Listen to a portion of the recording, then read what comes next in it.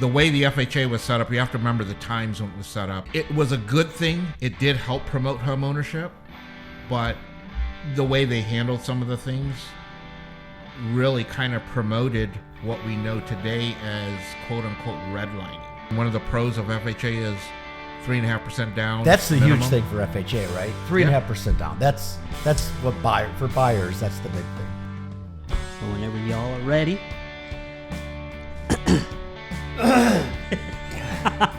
Let's get to it. Me. This is great bloopers and outtakes.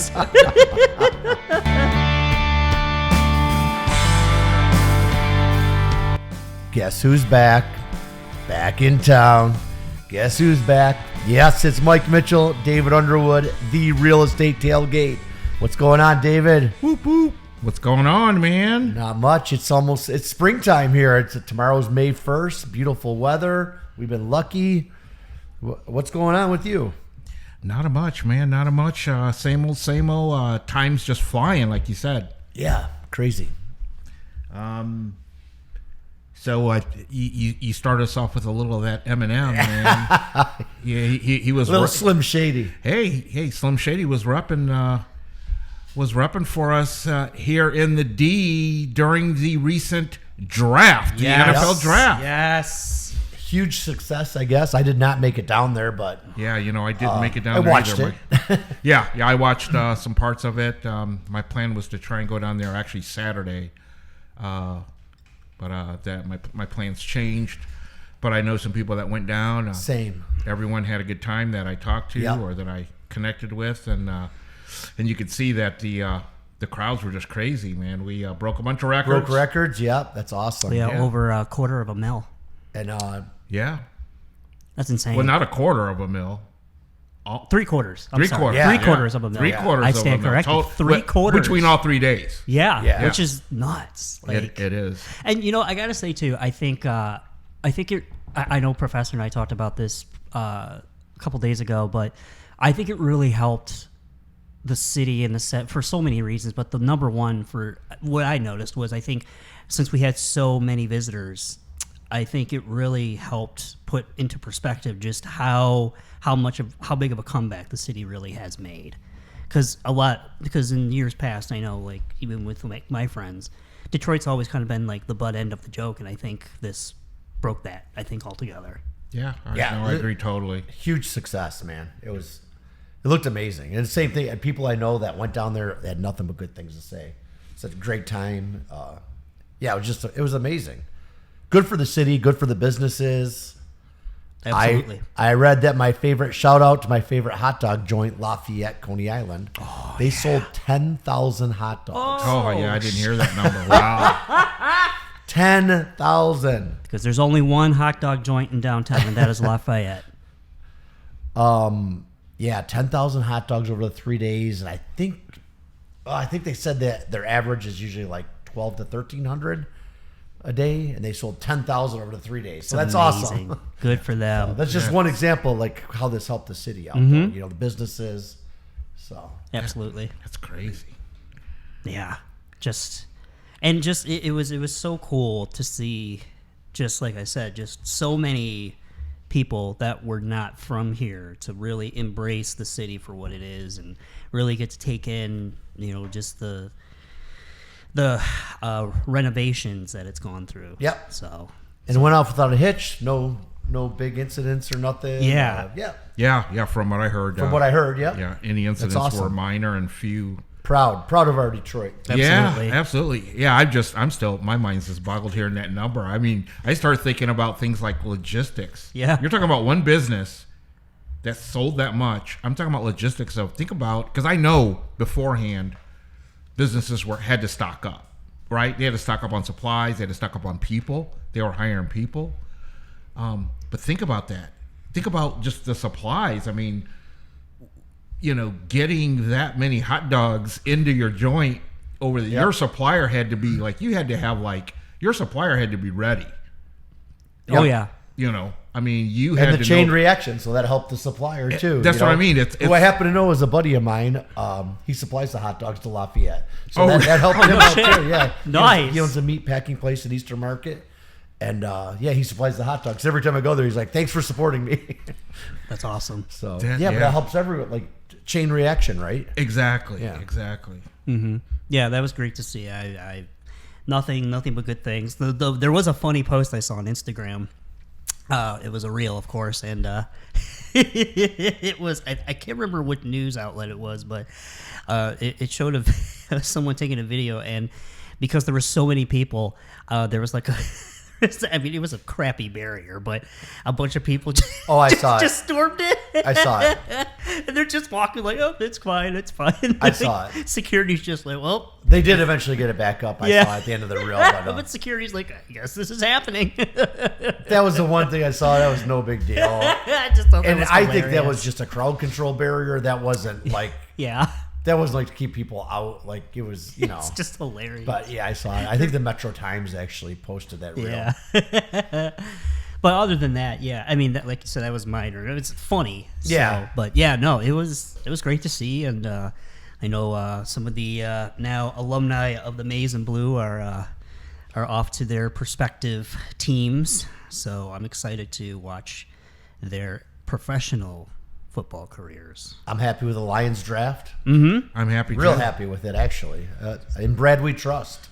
Yep. In Brad, very, we trust. Let him do his thing, man. very happy. And in regards to the NFL, I guess the next thing is schedules come out real soon. Yeah. I think the season schedules come out I here. think 2 weeks. It's usually 2 weeks after the draft, so it should be real soon. Yeah, so it'll be interesting to see what the schedules will be like, and I'm sure we could talk about this all day as far as Absolutely. who went where, and I will end on this. I think it's going to be real interesting in our division. Some of the rookies we're going to be facing Yeah, here a couple times a year. absolutely. I'll end on this. Lions are going to the Super Bowl this year. There This is you our go. year. Now you're talking. Yes. Now you're talking. All right. And Dr. We Dr. improved the Hooper's defense. over there we cringing. improved the defense this year. So NFC FHA. championship game last year. Do we want to get into it? All right. Let's Let's talk real estate. let's talk. Let's real estate. Something we know something about. Yeah. We don't know nothing At least a little bit about yeah. football, right? Oh, yeah, we could go on all day about that. So, what are we talking about today, David? I think Dr. Hooper just let the cat out the bag. We're gonna be. Oh, he did, didn't he? We're gonna be talking about FHA. FHA, another acronym. Yeah. What does that stand What for? is FHA? Oh, you're asking me? Okay. The Federal Housing Administration, which we in the industry we throw that term around kind of loosely, because we usually use that term when we're talking about a type of loan, an FHA loan. Yeah. But FHA, like I said, Federal Housing Administration is really an entity that was started back in like the 1930s, and it was originally set up for a number of reasons, basically to help promote home ownership. And I'm in real estate for 20 years. I didn't know that. I didn't know it was started in the 30s. yeah. Wow, I didn't know it went that far back. Yeah, and we have a limited time on the show, but the FHA, I mean, it was a good thing, but it was a bad thing. I mean, if you do any research on it, you'll learn that the way the FHA was set up. You have to remember the times when it was set up. It was back in the day when there was a lot of discrimination. There was a lot of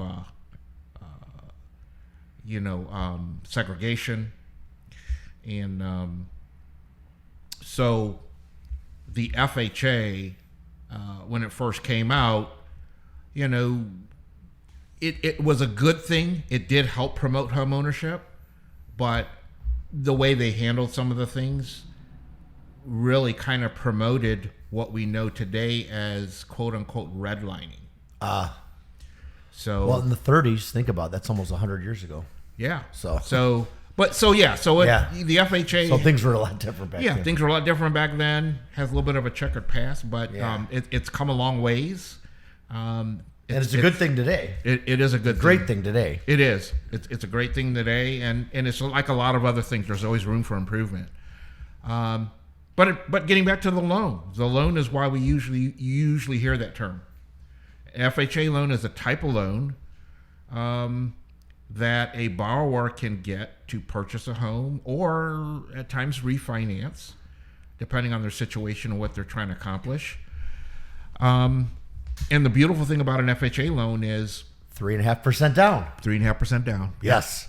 Yeah. It like I said earlier, it came about. The loans came about through FHA to help promote home ownership. So, what better way to help promote home ownership than a small amount down?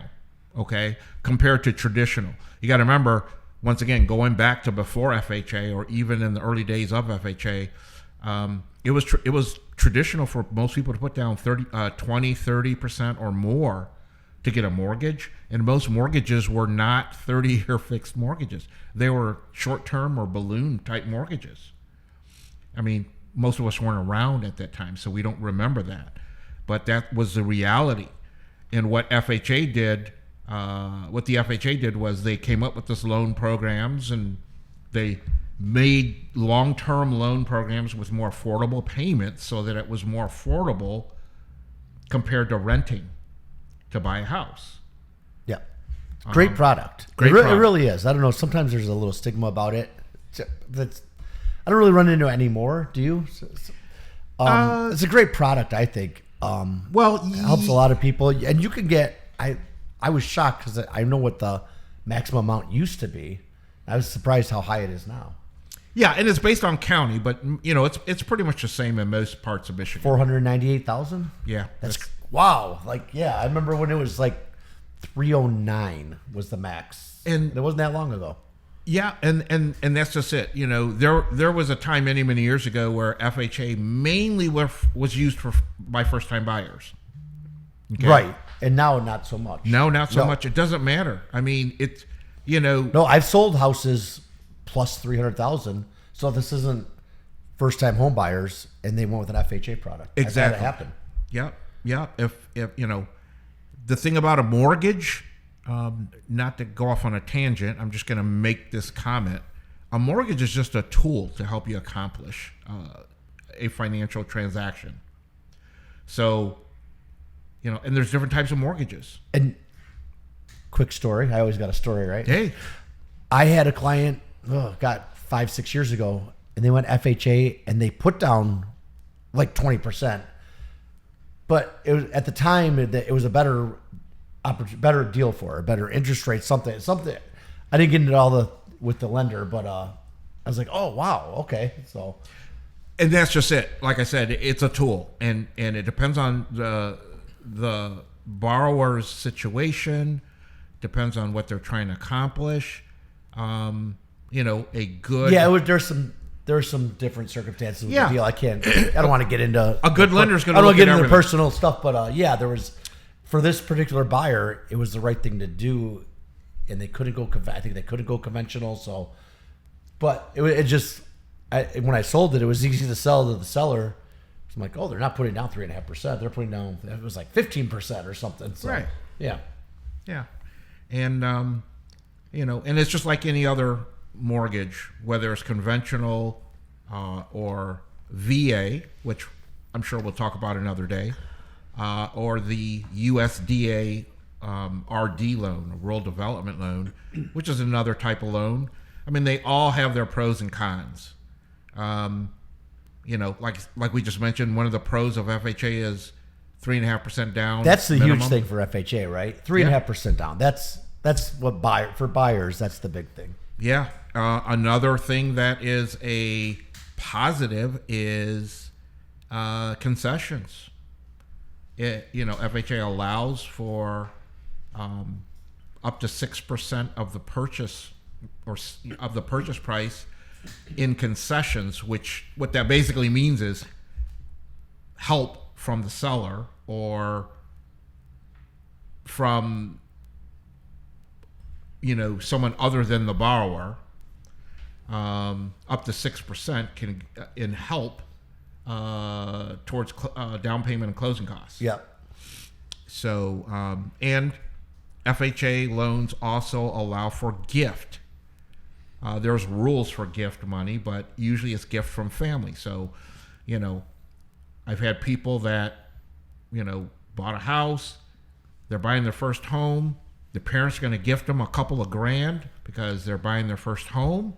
And then they put the offer in and they ask the seller to contribute towards their closing costs. And that gift helps go towards part of the down payment. And the concessions help pay Part of the closing costs. All of the closing Yeah. costs. So they're getting into a home with minimal down. Now, of course, concessions are probably more rare now in the market Yeah. that we're in. It's a tough scenario in this market. Yeah, but it's not impossible. No. Okay. Said it before, every deal's different. Every- No two deals are the same. So. Every deal's different.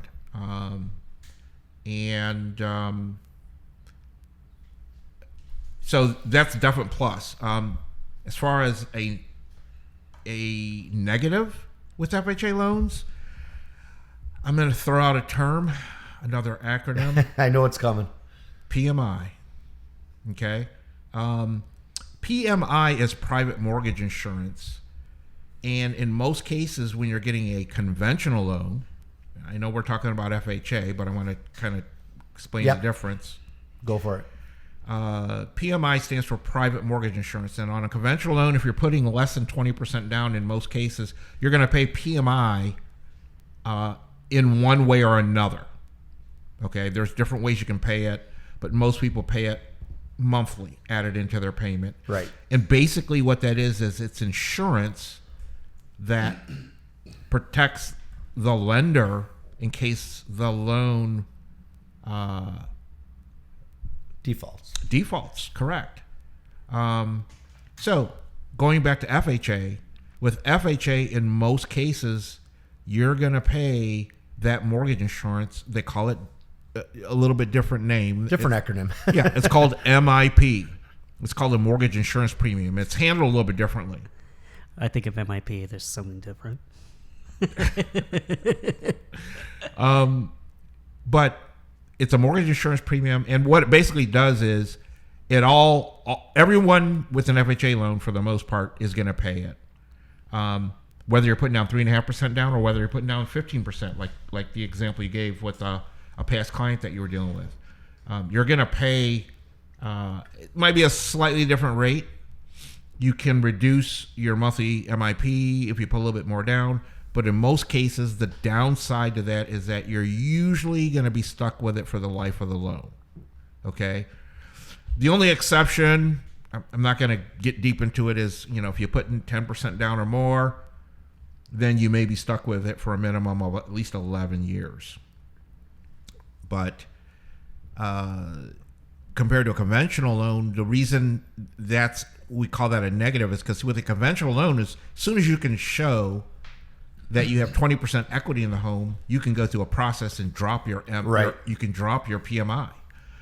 There is a process. So with FHA, the only way to get rid of it really is to refinance. Correct. Yeah. Either you're refinancing or you're selling. You're going to pay off your loan one way or the other.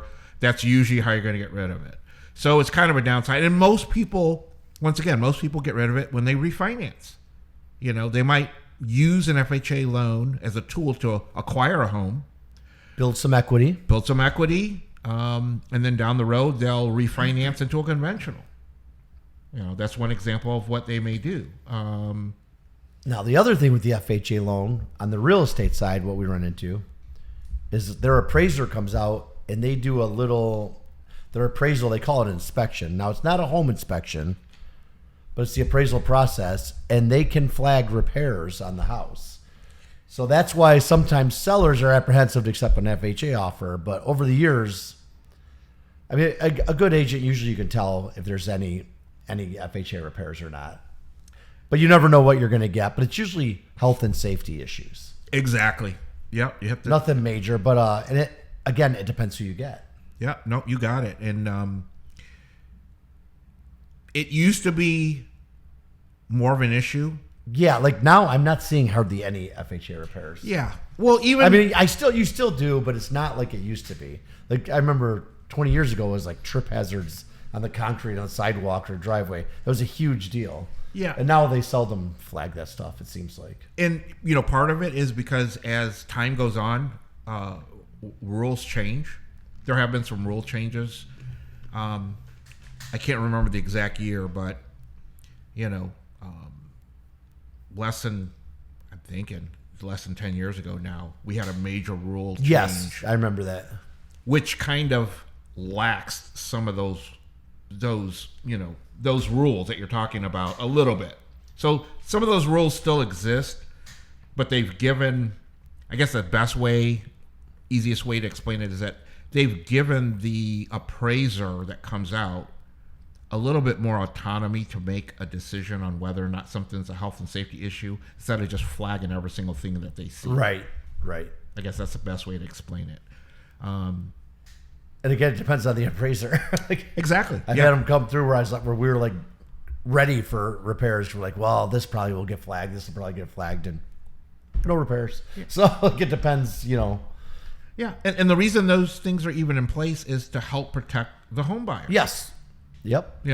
Now I even had one, and if I sold it was a listing. I sold it, and it had the old screw-in fuses in the electrical panel instead of the breakers. And everyone thinks that won't pass FHA. That's not necessarily true. And this passed FHA because as long as it's the right amount for that home, like 90 amp or 100 amp, whatever it may be, as long as it's enough to handle that house, screw-in fuses are still okay. Yeah. So, but there's a lot of people think, oh, I have to get that updated before I can sell. I mean, it is a nice update to have, of course, but that's a myth that is automatically going to get flagged by FHA. Correct. Yeah, and that's one example. Yeah, and everyone has to keep in mind we're talking about FHA because there's a little bit more to it than that. And what I mean by that is when you sell a house as a seller, or even as a buyer, you need to be aware of this, is that there are different rules and regulations based on the municipality where that home is. Okay? What I mean by that is some municipalities won't allow you to sell a home without going through a certificate of occupancy process. And some of the municipalities, believe it or not, here in the metro area, will require, if you're selling a home based on certain criteria, without getting too technical, but for example, I can think of a municipality right now. I'm not going to name it because it doesn't matter, but that electrical thing that you mentioned, it won't fly with them. Well, if the house is, if you're selling the home and you're living in the home and you sell it, they have different rules versus if it was a rental or if it was vacant.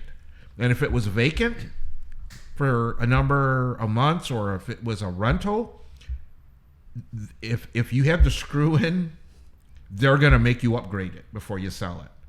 So once again, that doesn't depending really on the municipality, yes. Yeah, I was just using that one example for FHA because it passed. Exactly. See, it's not a rule of FHA. And it wasn't a city that didn't have a C of O, of course. Didn't have the city inspection. C of O is the city inspections, what we're talking about. There's a few left that still do it, but yeah. But FHA, you're right. It's not a rule of FHA, but FHA basically says, what they're basically say is we're good with it as long as it's based on the municipality. Right. Okay. So. Oh, that's another show too. The city inspections. Ooh, yeah. Don't get me on my soapbox on those. And those too, it depends on who comes, in my opinion. Depends on what inspector. Oh, whenever you hear the word inspection, I always wonder, are they in a good mood, a bad mood? Well, are they going to flag? I don't know. And I know it's not like that, but sometimes you can't explain it. Sometimes you're like, oh, wow, they didn't flag this. I thought for sure that was going to be an issue. Yeah, whenever you hear the word inspection, it depends on the inspector. Even when you're getting your own personal home inspection, right? Which we'll talk about that on another show. Who knows? We might even surprise everyone with a guest. We might actually bring in a home inspector guest. Yeah. Yes. But yeah. So you hit it, man. You hit as far as the pros and cons, those are the two things that are usually considered more as a con. The MIP and the appraisal process. The appraisal process, but like we said, nowadays is not that big a deal, and sellers are being more open-minded to it, I think. It's not, and you touched on this. Yeah. A lot of the time, it really depends on the agents. Now, this is the part where I throw some people under the bus. Yes. Working. I hope I'm not on this list. No, man, you're one of the good guys, and that's what I usually tell clients that whether you're a buyer or seller, you want to work with a good agent. It's not necessarily someone that's been in the business a long time. You want someone that cares and that will do their job and work for you, whether you're a buyer or seller. Yes. And what I mean by that is, I run into this all the time. I see listings of a home, and you look at the listing, and it says that No FHA? Yep. Well, no, I'm going to say they say they're accepting conventional, VA, FHA. Oh, okay. They're accepting everything. And then just in the pictures, you look at the pictures and you see violations in the pictures for FHA, just blatant in the pictures. To me, either, it's confusing. It's confusing. The agent, to me, either doesn't know what they're doing or they're lazy. And I've seen it the other way too, where in listings they'll put no FHA, please, or please no FHA, cash conventional only. And I look at the pictures and I'm like, why aren't they going FHA? I don't see anything wrong with exactly. This house. And then I make the phone call like, hey, what's your thinking? Why? And there may be something that they didn't take a picture of. There may be a reason. Then sometimes it's really nothing. It's like, well, we're concerned about a trip hazard on the patio, and it's like. Sometimes I sold it. It's like, hey, well, would you be willing to work with us? If we'll work with you if there is a repair. That's a great point. Yeah. It's a great point that you bring that up, because that's what I tell my clients. I said, a client that I pre-approve for an FHA loan, and that's the only way they can buy a house is with an FHA loan. I explain to them kind of the process when they're looking at properties online. I say, talk to your agent, and I say, if you see a listing. You want to look for ones, for the most part, that say FHA. But if it says that it's not accepting FHA, it doesn't hurt to ask. Right. If you like the house, if you want to go see it, let your agent know. And let your agent do a little bit of homework, like you said. Make a phone call or whatever. And it may be, there's no way this is going to go FHA. So exactly. That's why they're doing it. But I've seen some where they're just... Or I've seen somewhere the seller's like, oh, I don't want to deal with FHA. That's the old school thinking. I'm like, what do you mean you don't want to deal with them? There's nothing wrong with the product. So and if you talk to them, you can sometimes sell it too. So exactly, yeah. Exactly.